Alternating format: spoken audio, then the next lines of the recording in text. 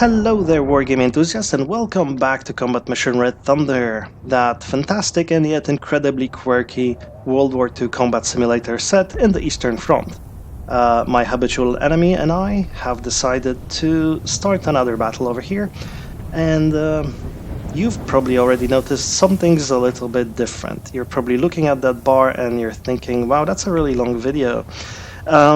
So yeah, I've been getting a lot of opinions and a lot of suggestions that the way I've been recording stuff thus far is just not very user-friendly, not very watchable. And I have to admit that's true. I probably wouldn't have watched my own stuff if I were you. Basically, there's a lot of sort of busy work. There's a lot of videos where not much is going on, or I'm concentrating on stuff that's just not very interesting, and I'm going to change that. Or if you're listening to this, you probably have already noticed that I changed something. So basically, what I'm going to do is I'm only going to show you the parts in each turn that are interesting. So if there's like a particularly interesting turn with a lot of stuff going on, with various firefights in different parts of the map, I'm going to show you all of them. But if there's maybe like a turn where nothing is going on except for maybe a few seconds of interesting stuff, or maybe some thoughts about my strategy that I have, I'll give you those. But I won't be just showing you each turn, all of it, every time. I might skip a couple of turns if there's absolutely nothing going on, if we have no enemy contacts whatsoever. If we have like a turn where I see an enemy unit for 5 seconds, then maybe I'll just record around those 5 seconds and not show you the rest of the turn where I'm just speculating on stuff or just not doing anything at all. And hopefully that's going to make the whole experience a little bit more friendly, a little bit more interesting, a little bit more action-packed, I guess. And then afterwards I'm going to try and glue all these things together. So again, when you're listening to this, it's probably all glued together. At the point of me recording it, I'm still trying to figure out how exactly I'm going to do this. In fact, I've been trying to figure out this recording technology a little bit better, and yeah, there's something that has been conspicuous by its absence so far that you may or may not have noticed. I've certainly noticed it because when I was going to point stuff out to you in previous videos, I said something like, you know, the enemy is hiding in that forest right there in the middle of the map, and then you had to figure out which one is that. Now I have this, and I can just show you that I mean this forest over here, or that tree over there, or that tree line over there, or those trees here, or that lake. Isn't this great?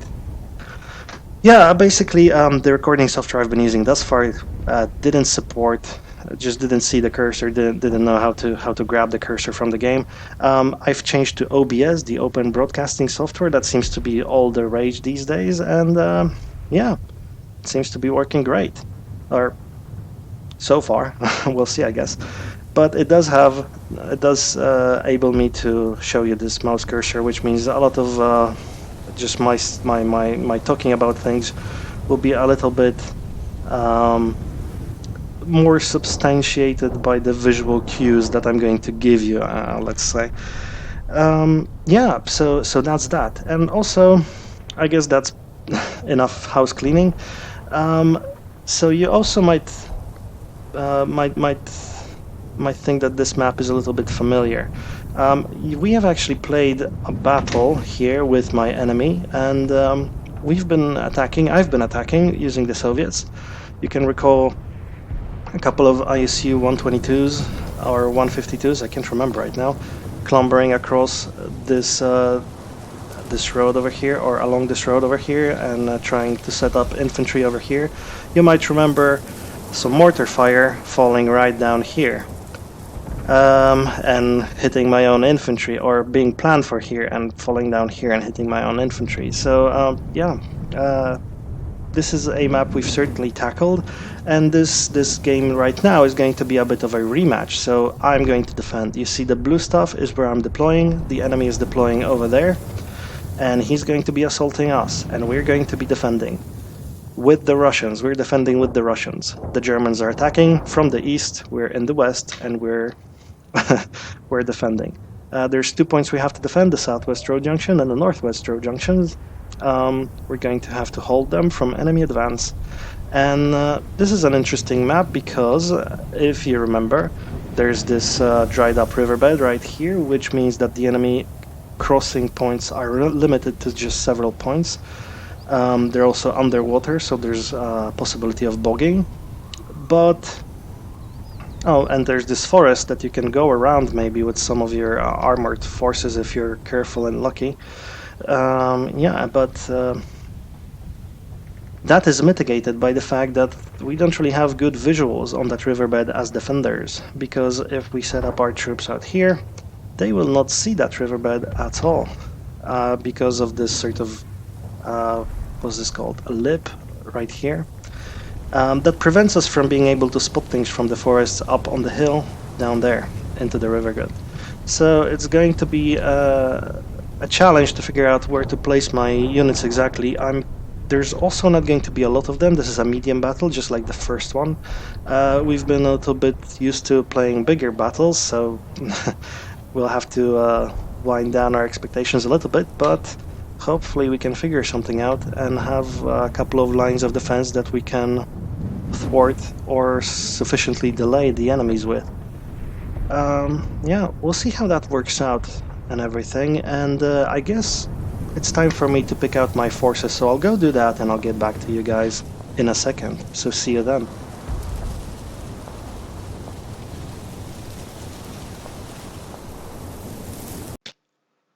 Alright, so here is the troop roster. Basically, I'm putting a lot of stock in infantry this battle because there's a lot of forest and there's a lot of tight corridors where the enemy's tanks will have to go through, or forest that they'll have to go through. So I'm thinking our infantry might be quite capable at stopping the enemy armor as well as enemy infantry. So to that end, this is what I've got. I've got a submachine gun battalion with quite high morale and typically at least nominal training, at least normal training. So they're regulars, but some of them are veterans or even elites. And each company has got 2 heavy machine guns. They're submachine gun troops, but 2 heavy machine guns in each company. A headquarters team, no anti-tank rifles because they're not very useful, and 3 platoons of submachine guns, the first platoon of which is also extended with an additional tank hunter team. These guys are elite, they're fanatics, they could get the job done maybe if we're lucky. We've also extended each company with a sniper team over here, also very good experience, very good motivation. The second company is pretty much the same thing, or actually exactly the same thing. So that gives us 6 platoons of submachine gunners to put all over that map and basically stop any enemy infantry as they approach. Hopefully they will also be able to stop enemy tanks if they approach as well. With their grenades, stuff like that. Just immobilize them, keep them in place, and that's enough. That's all we need. Heavy losses might ensue, but we'll see about that. So that's our infantry. We're also getting a mortar platoon with 3 mortars in it. I was considering not taking any artillery at all for this battle, but I figure let's take some just in case. So that's 3 mortars, 82mm mortars, or 81mm mortars, one of those. They'll be fine as they are.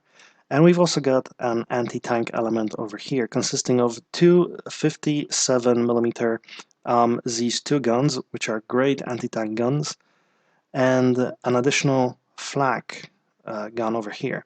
So we're going to use the anti-tank guns. I have some spots figured out where I want to place them, so I think we'll place them there. And they should stop any enemies that are actually getting across our infantry lines, stuff like that, or basically as the last line of defense. We're not going to set them up anywhere in the beginning so that the enemy doesn't have a good opportunity to fire at them en masse. And the anti-aircraft gun, I think that one's immobile once we set it, so we have to set it in a good place so that it has a good field of vision to stop any enemy tanks. This is an 85mm high velocity gun, That should be great at stopping any enemy tanks. And then if the enemy also has aircraft, they should be able to take care of them as well. In addition, I have one tank.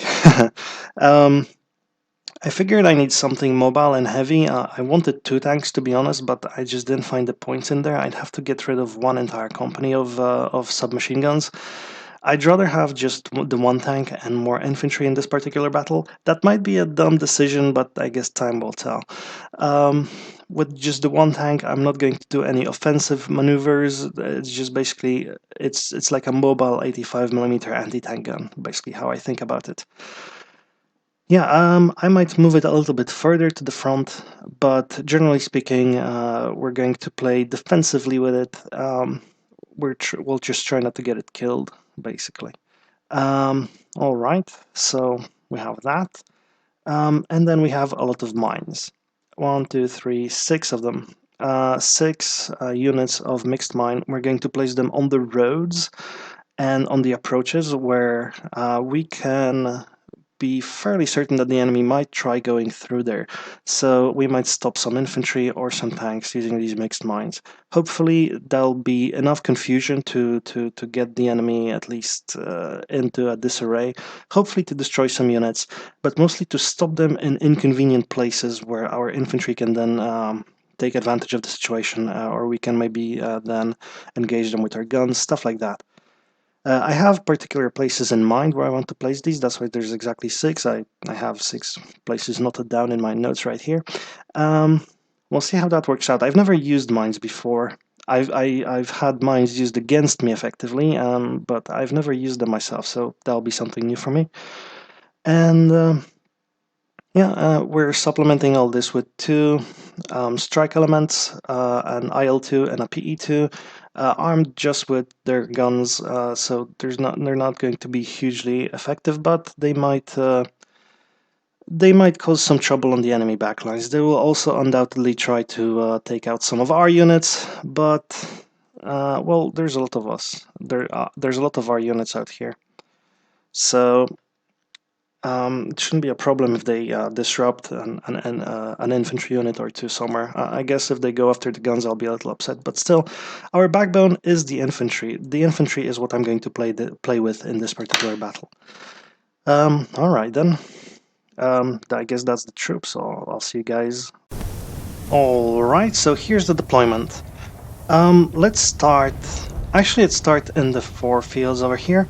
So what we've got here is a couple of machine gun positions. These guys over here are watching out in this direction, trying to take out any enemy infantry that might be coming our way.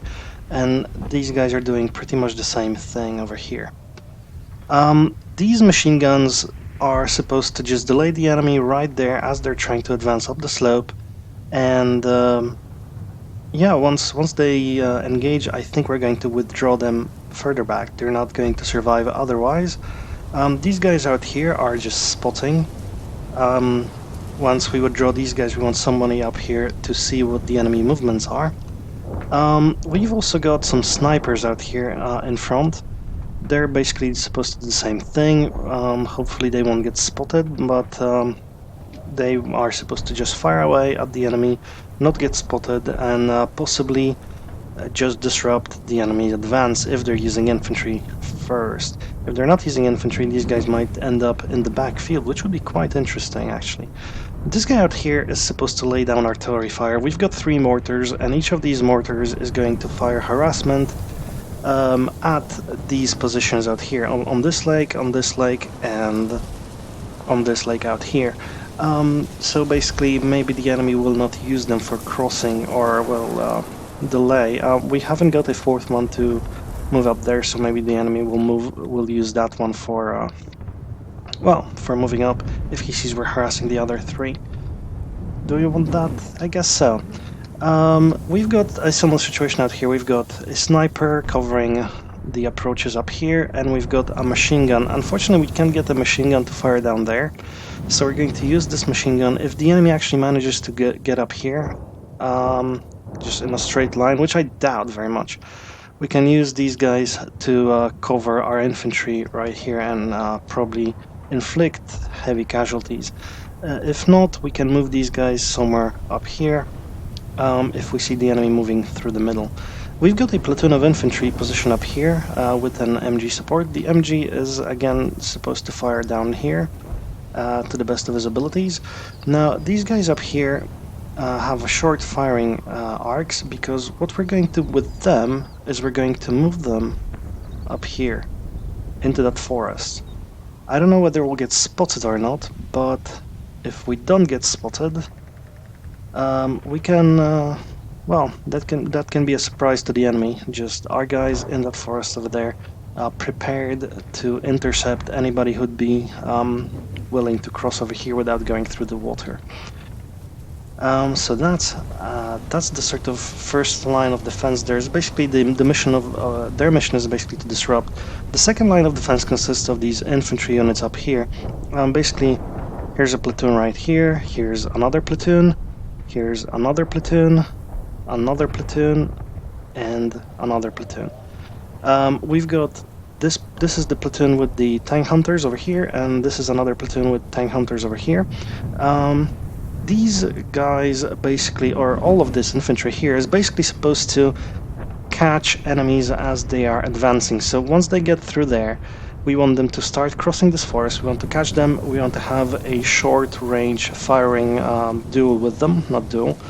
We want to slaughter them with our submachine guns, of which we've got plenty. Yeah, so hopefully once the enemy gets into the forest, we'll have superiority just getting our guys to fire at them, and they won't be able to move up.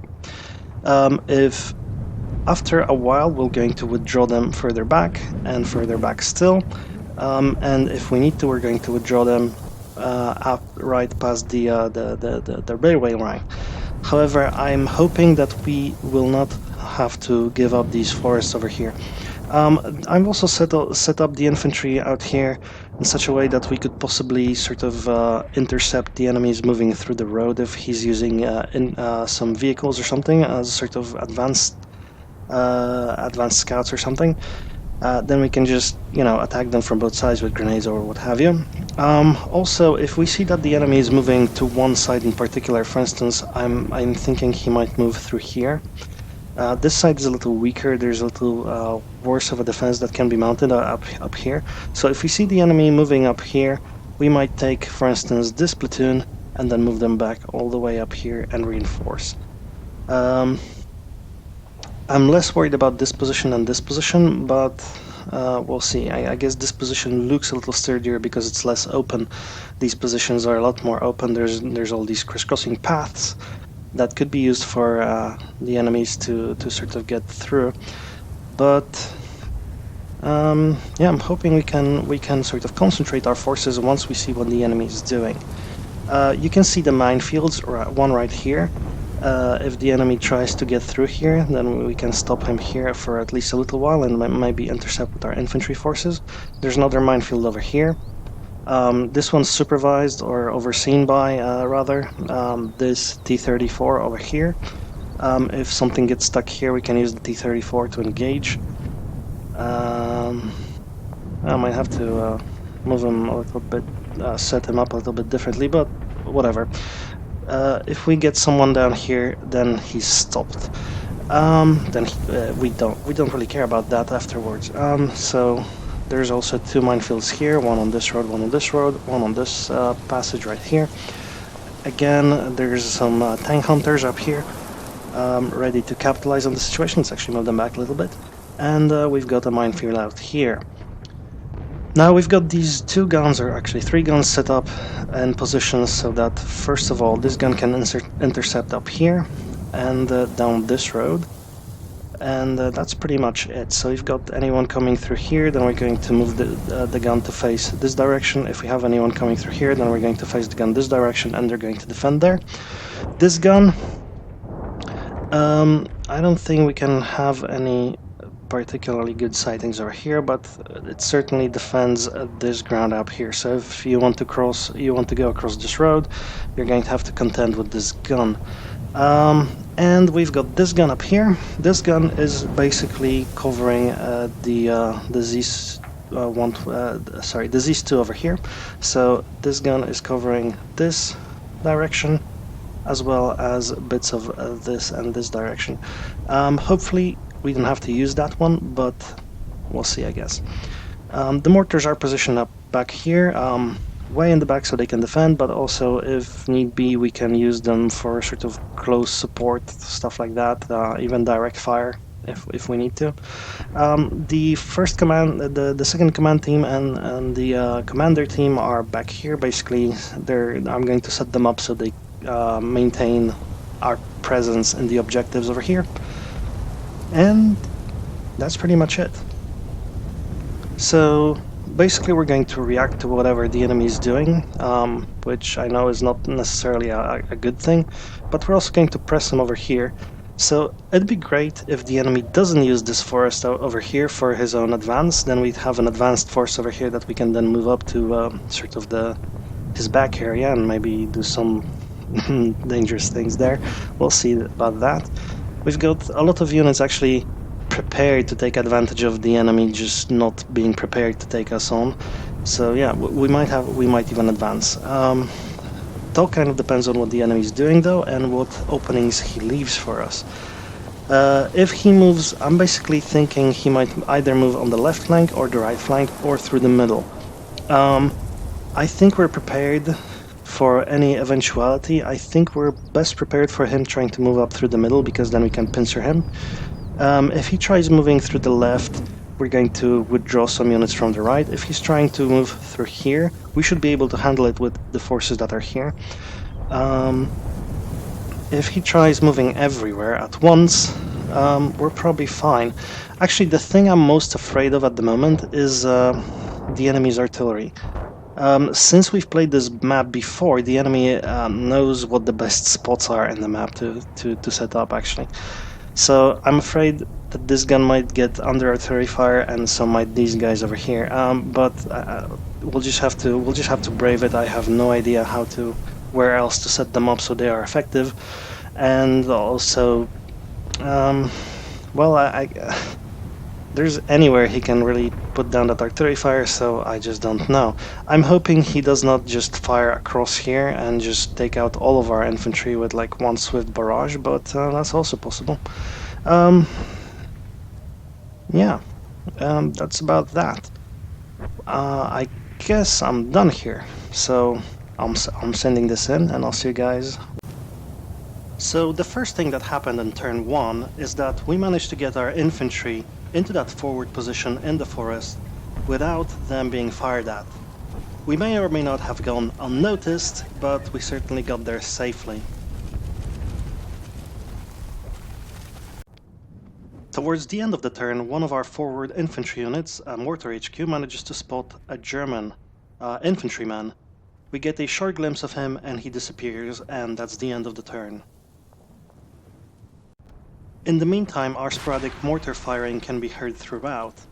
However, more worryingly, the enemy's artillery has not made itself felt just yet.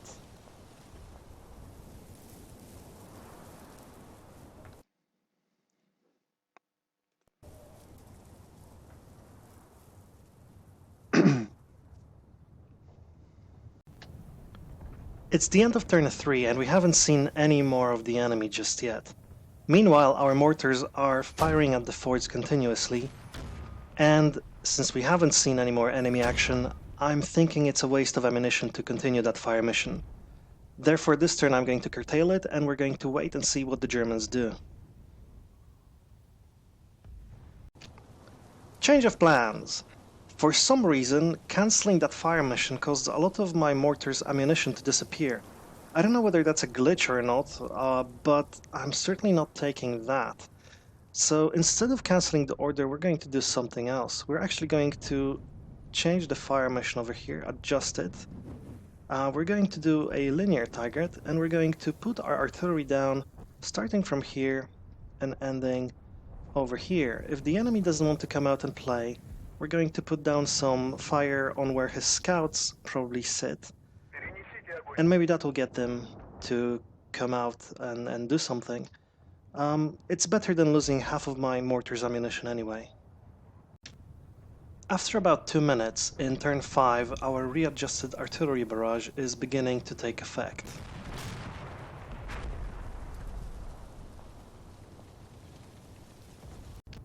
In turn 6, we get another sound contact right over here. It's some sort of armored vehicle. One of our forward snipers also manages to spot a German infantryman and promptly takes him out.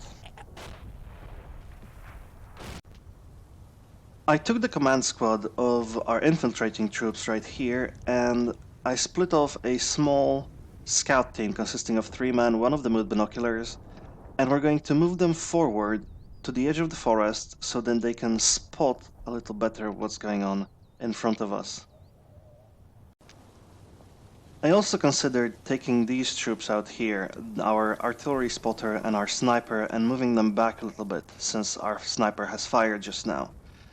But I decided against it because that would certainly make them vulnerable to enemy fire, if any. And also I'd like to have that spotter right here, and also I'm hoping the sniper was not spotted and will be able to take another shot here or there. So they're staying here for now. In turn 7, our snipers on the left flank managed to spot another German infantry team, moving on up beyond that initial slope there. The first shot takes out one of the men, pins down the other.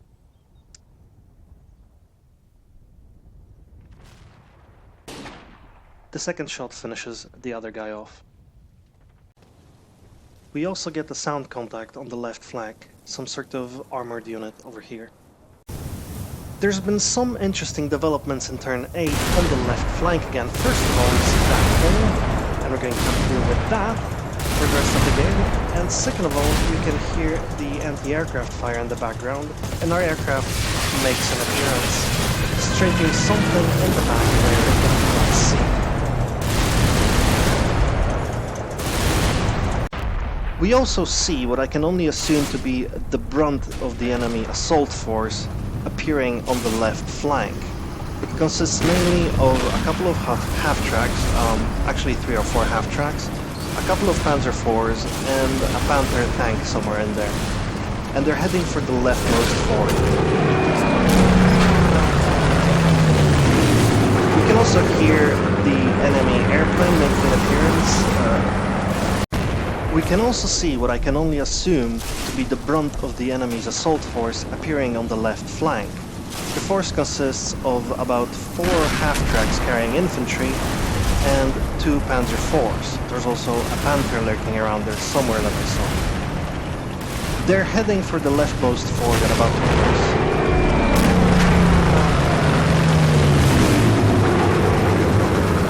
Meanwhile, one of our planes makes a strafing run against something we don't see behind the lip of the hill. Hopefully it's successful. In the meantime, our snipers are being suppressed by concentrated enemy fire from 3 tanks, a Panzer IV, a Tiger II, and a Panther out there in the distance. I think the next order of business is to take these guys out of here and into safety. So turn 9 introduces a lot of changes to our force disposition thus far. First of all, we're going to get this sniper out of trouble and into the back area of this forest over here, so then later we can maybe withdraw him somewhere back here.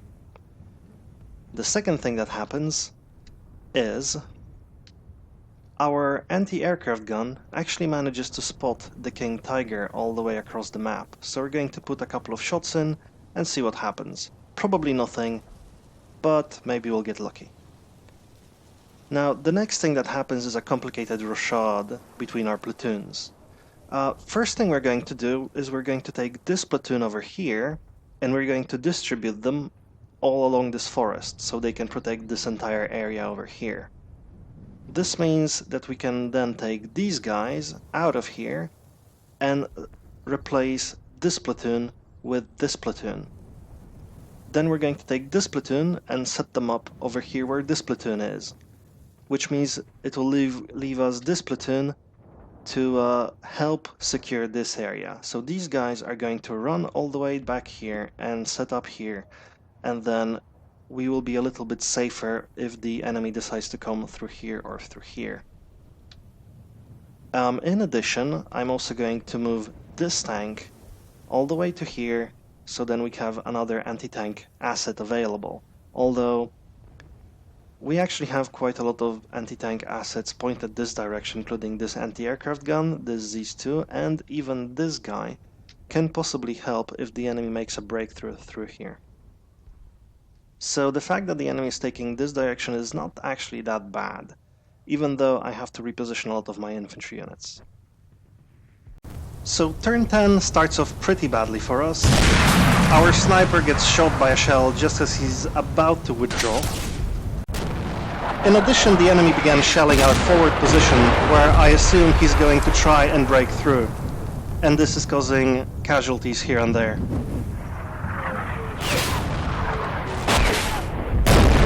Meanwhile, our anti-aircraft gun is trying to penetrate the Tiger, but to no avail.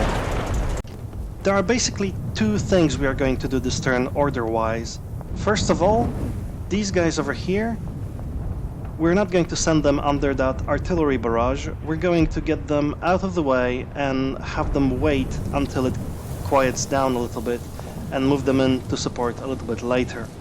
That might be detrimental, but I'd hate to take casualties for no reason at all, basically. The other thing we're going to do is we're going to withdraw these machine guns that were stationed on the right flank, where the enemy has not committed himself. So we're going to take these guys out and move them to the back to Southwest Road Junction in case the enemy breaks through and manages to take Northwest Road Junction. Then we're going to set up a sort of defense perimeter over here.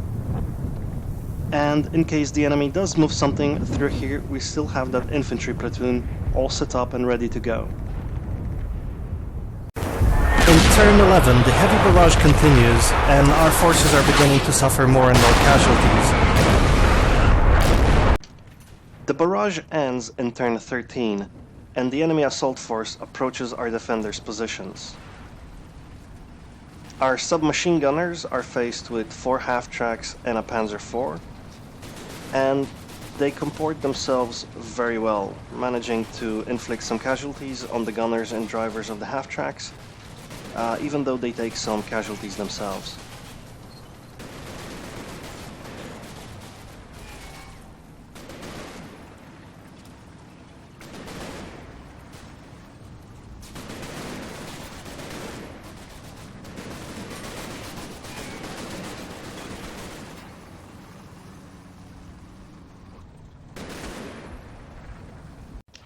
It's a little worrying that the heavy machine gun I've set up on the flank of the enemy's advance wasn't actually engaging the enemy. The problem is, the half-tracks found some sort of weird blind spot where the heavy machine gun cannot see them. My only hope is that once these guys get a little closer to our defenses or start disembarking troops, the heavy machine gun will then start engaging as intended. That should cause a lot of additional casualties to the enemy, hopefully cause some chaos, some pins, and we definitely need that since our first line of defense here is definitely about to break. The next order of business is to set up a new defensive line in this forest over here to replace the broken first line over there. To that end, we're going to move in these troops to their intended destinations, and we're going to start reinforcing our defensive position over here with platoons, infantry platoons coming in from the center and right. Since the situation seems to be quiet there, I'm going to risk moving my forces and committing to this hotspot over here. I'm also going to take the tank and set up an ambush in the forest, waiting for the enemy tank to come in through here. In addition to all that, since the enemy is busy over there, I figured I might as well try and send out a scout over here and see what else the enemy has left in reserve, and another scout out here, just because I've got these guys and I'm not doing anything else with them. I realized there's something I should have done when I first saw the enemy coming along here to assault my positions. Either I should have placed an artillery barrage over here so these guys would have a harder time of disembarking and attacking, or I should have placed an artillery barrage over here, putting down smoke. That would prevent these guys in the back over here from supporting these guys in the front. Since I didn't do that, I can fully expect the guys in the back to shell the front lines over here in the forest, which, you know, is not ideal. Turn 14. The firefight continues and our forces are suffering heavy casualties. Fortunately, the enemy doesn't have it all his own way, and he's suffering casualties too, even though he's encased in those half-tracks. Our heavy machine gun firing from the flank is contributing to that a whole lot. The enemy brings more tanks to bear though, and we're going to have to set up the second line of defense carefully so we don't get under their muzzles immediately.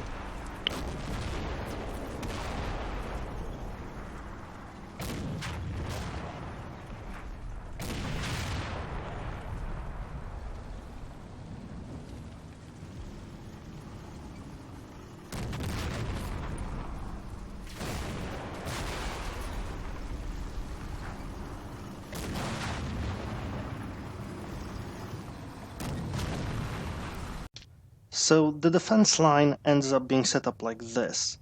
We're going to have a defensive unit of 3 teams over here, that's basically a platoon, and then we're going to have one team set up over here defending this area, and that should be sufficient to delay the enemy and inflict another batch of heavy losses on him.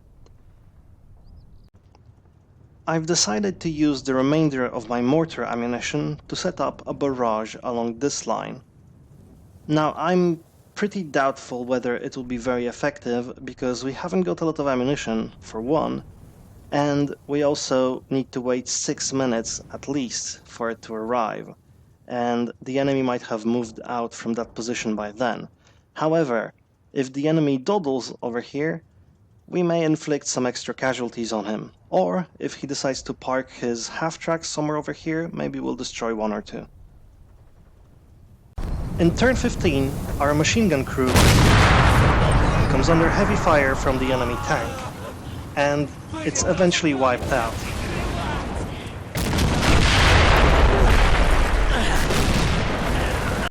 In the meantime, our advanced scouts get all the way to the enemy's deployment zone, where they gather valuable intel, but are quickly wiped out by the enemy tanks and flak. What we learn is that apart from a Panzer IV and an anti-aircraft vehicle, the enemy doesn't really have that much reinforcements apart from what we've seen thus far. Back at the base, a panicked enemy half-track has decided to move towards our lines and is spotted by our tank. Unfortunately, the first shot misses and hits our infantry platoon, causing 2 casualties actually. Fortunately, the T-34 then takes another shot and destroys the enemy. In turn 16, the enemy keeps shelling our now empty forward positions, and not much else is going on. Although at the very end of the turn, our snipers actually manage to get into the enemy deployment zone and find somebody to shoot at.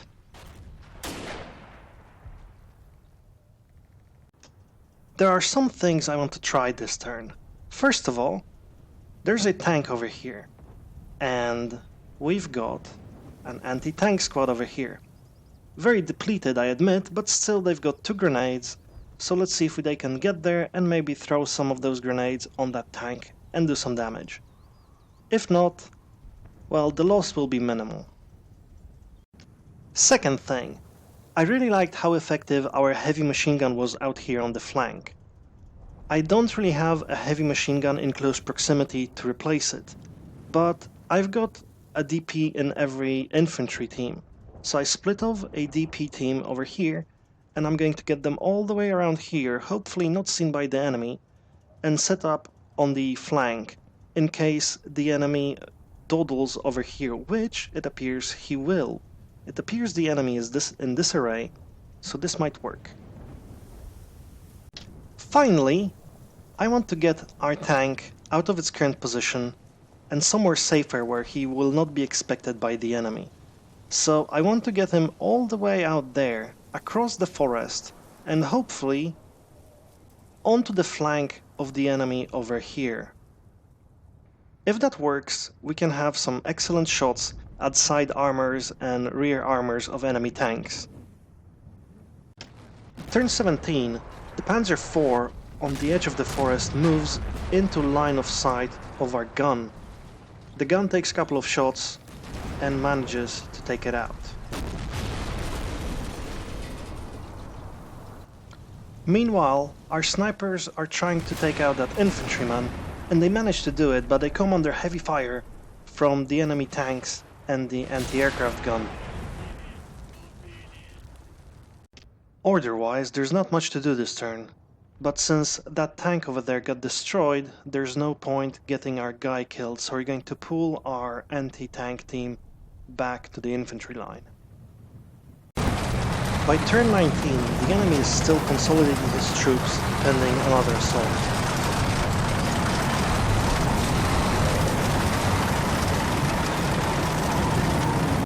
In turn 20, our airplane gives us a hand.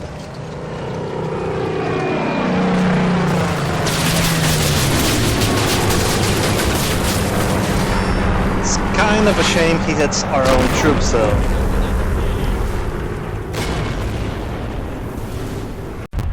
In the meantime, our gun spots the King Tiger moving in through the clearing in the woods and starts firing. Unfortunately, the King Tiger is quite capable of taking a heavy pounding.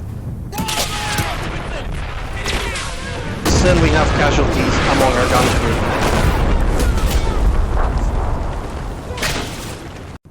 In turn 21, the enemy puts down a heavy barrage on the position of our gun, which in conjunction with the enemy fire means our gunners are effectively pinned down.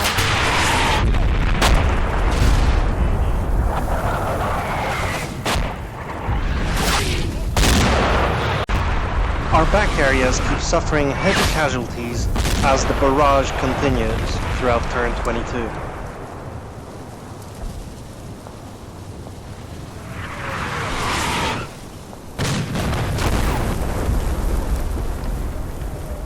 In turn 23, our T-34 managed to get all the way across the forest and into position to flank.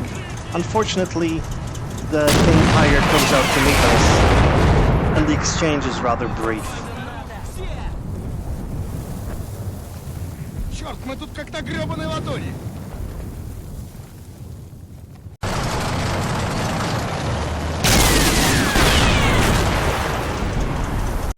In the meantime, our sniper makes it back to the enemy back area and manages to put a couple of shots into the enemy tank riders. However, he inflicts no casualties. In turn 24, the enemy attempts to ferry more troops towards our defensive positions using his tanks. Fortunately, we got another DP gunner out there in the forest, and he manages to inflict some casualties as the Germans disembark.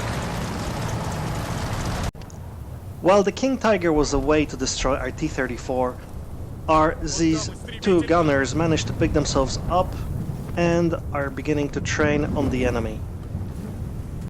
After our DP gunner's successful flanking action, we're going to try and get these guys out of harm's way and farther into the forest.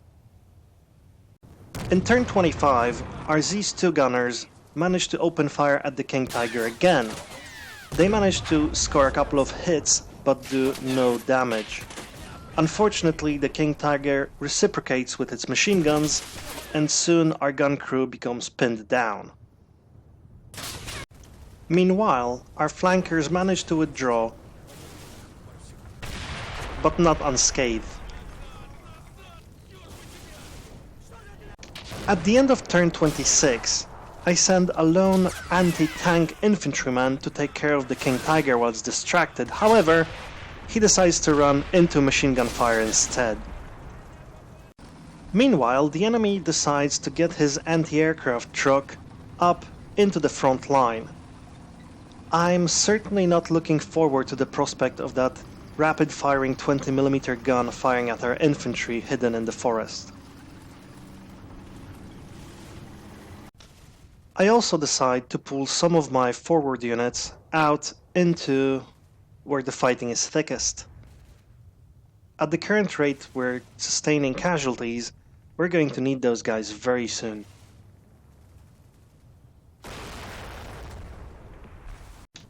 At the end of the turn, our heroic gun crew finally succumbs to enemy fire completely. In turn 27, one of the enemy half-tracks moves in close to the forest, unawares of our infantry stationed there. Our guys toss a couple of grenades at it, but don't actually manage to cause any damage. We also see another half-track move in, full of infantry this time.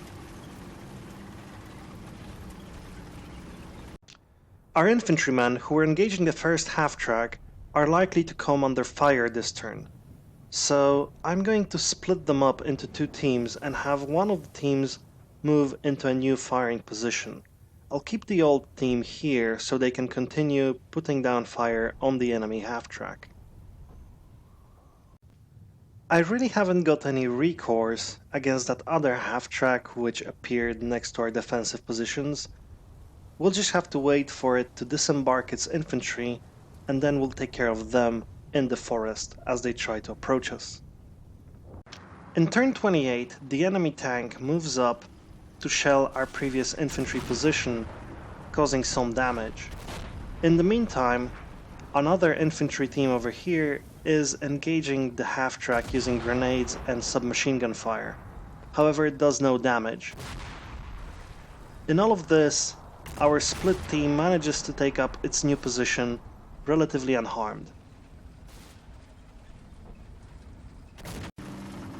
Then, at our main defensive line, the enemy half-track moves into position and soon starts disembarking troops.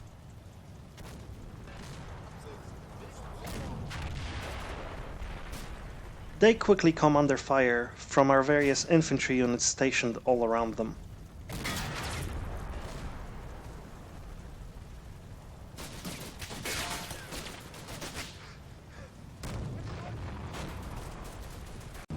Meanwhile, the enemy anti-aircraft gun manages to set up near our position and begins taking fire from a redeployed DP team.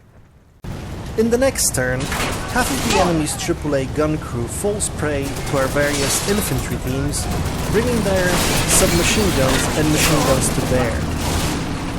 Soon enough, the gun crew decides that discretion is the better part of valor and simply disembark and fade away. In the meantime, the enemy King Tiger moves in and inflicts some casualties upon our infantry with its main gun as well as its machine guns.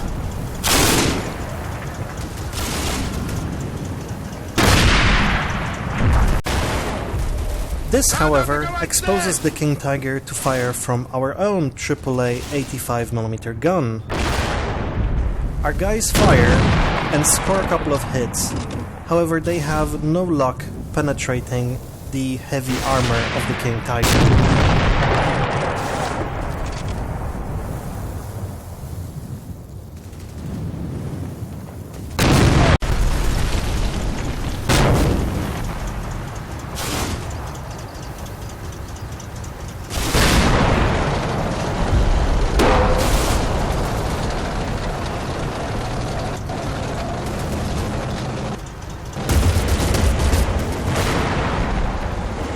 At the end of turn 30, the King Tiger finally returns fire at our 85mm gun after taking a couple of more shots.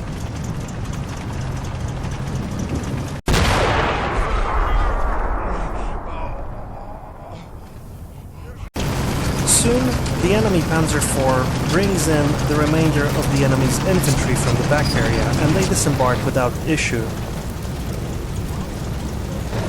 Meanwhile, we're slowly pulling in our troops from the front to help us out where the fighting is thickest.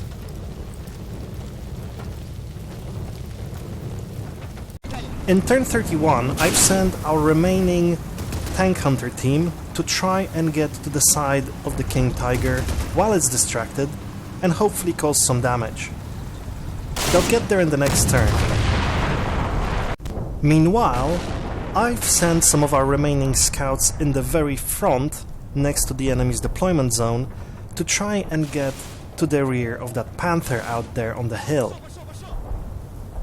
Unfortunately, during the engagement thus far, our leftmost infantry positions over here got severely thinned out, and I'm going to have to figure out where to get them some replacements. And the only unit I really got handy is this one over here. I think I'm going to split them up, and we're going to send half of that unit to support our guys on the leftmost flank.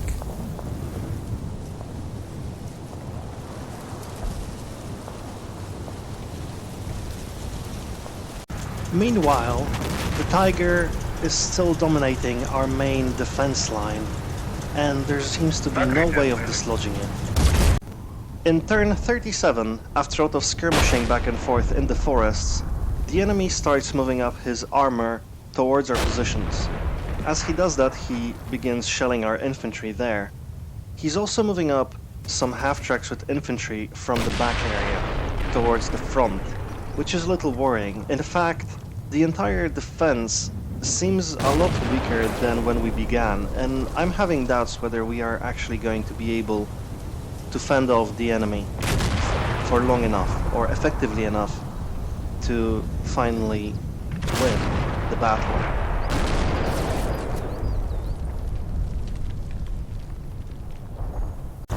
The enemy uninterruptedly whittles down our forces with his machine gun fire and area fire from his tank's main guns throughout, until he gets attacked in turn 40 by our aircraft. Unfortunately, the strafing run is not successful. The beginning of turn 41 sees our 85mm anti-aircraft gun come under fire from enemy machine guns as well as enemy artillery. The gunners suffer heavy casualties and the gun is de facto incapacitated.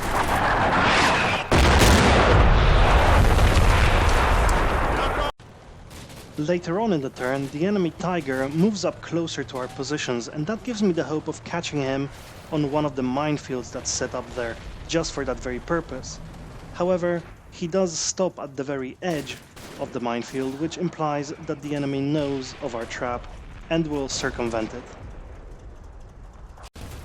My suspicions are confirmed by turn 44, when the Tiger neatly bypasses my minefield and continues inflicting heavy casualties on the infantry, basically unopposed. By this time in the battle, our front line is basically annihilated.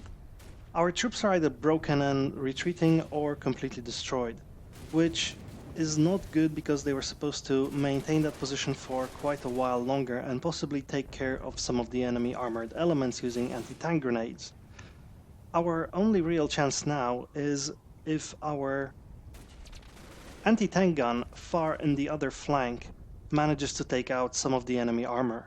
If that doesn't happen, this battle is pretty much over for us.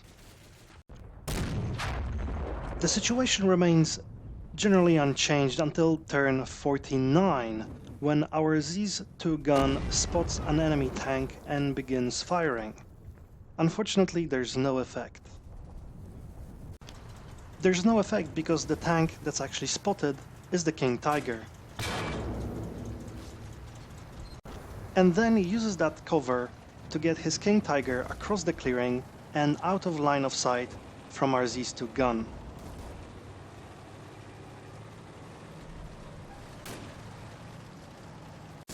That smoke cover is still in position in the following turn, which allows additional enemy troops to get across the clearing without being fired at. This gets them much closer to my position than I would have liked them to be.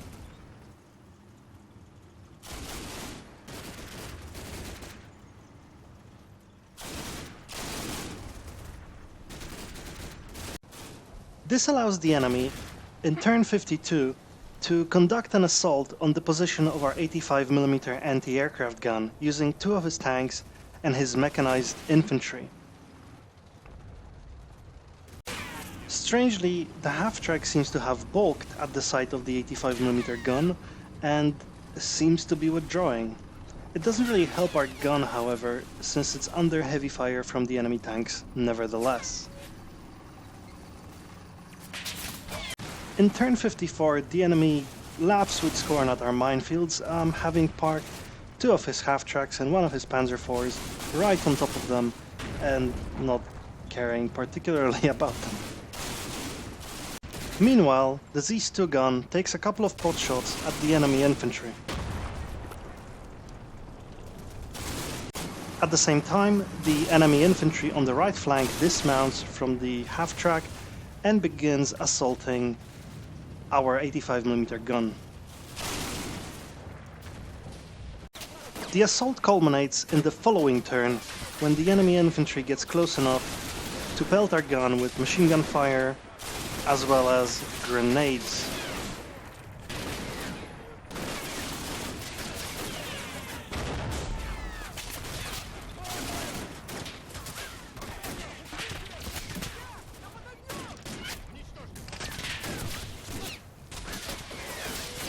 In the meantime, our Z2 gun spots an enemy half-track, fires, hits, and destroys it.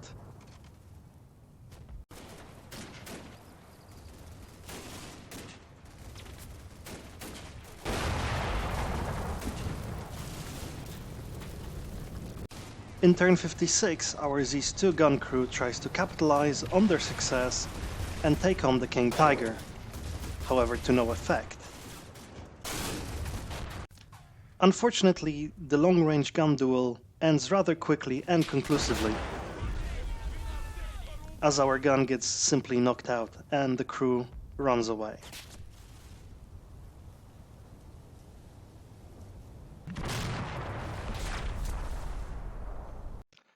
So this is it. Mistakes were certainly made, and I've learned a couple of lessons, however, some of them seem pretty trivial. First of all, my opponent and I, we have an ongoing dispute whether the King Tiger is actually overpowered in this game, or as we call it, unbalanced, or not. And the dispute actually goes the other way than you would think. I typically said that if you worked hard enough and if you prepared for it, you could take out the King Tiger using a variety of tactics. However, I'm slowly coming to the conclusion that my opponent is right. The King Tiger seems to be pretty difficult to take out, especially for the price that you have to pay for it. I mean, it doesn't cost much more than a single ISU assault gun, but it can certainly take on more punishment. And the enemy used it here in a very interesting way. Basically, he used it to concentrate all of my fire to figure out where my positions are. He just went ahead, bounced all of my anti-tank assets off of it, and then used his other assets like infantry, artillery, his other tanks to take out the thing that was shooting at the King Tiger. And that's a very smart thing to do, and there was really no way I could counter it, or at least I don't see a way. If you see a way, you can let me know in the comments, certainly. I also made a fundamental mistake in choosing my force. I chose a majorly infantry force, and I was defending against a combined arms force, and I I either didn't use it correctly, and I'll fully admit that, but it's also a force that has a lot of difficulty dealing with German armor. I mean, Soviet infantry has a lot of has a lot of difficulty dealing with armor. Were it a German infantry force, I think I could have defended this very well. But Soviet infantry is mostly good against infantry and not against tanks. So there you go. That was pretty tough to do, and I didn't predict that, and I don't know why. Um, Interestingly, guns are pretty interesting to operate. They have the problem that they're immobile, so once they shoot, they basically become targets and they will not be able to shoot for much longer. because they'll get artillery dropped on them, and enemy infantry and enemy tanks will just use area fire to clear them out. But they can be pretty sturdy, like our 85mm gun showed. That gun was holding up for quite a longer time than I expected, and that was very interesting to use. I'm probably going to try out more guns in the future if I have the opportunity, but I have to admit tanks are much easier to use. And that's pretty much it. I hope you guys found this game interesting. I certainly found it interesting to play. I'm also experimenting with recording, so let me know if you like or dislike this new format that I've came up with, whatever it will be. And yeah, I'll see you next time.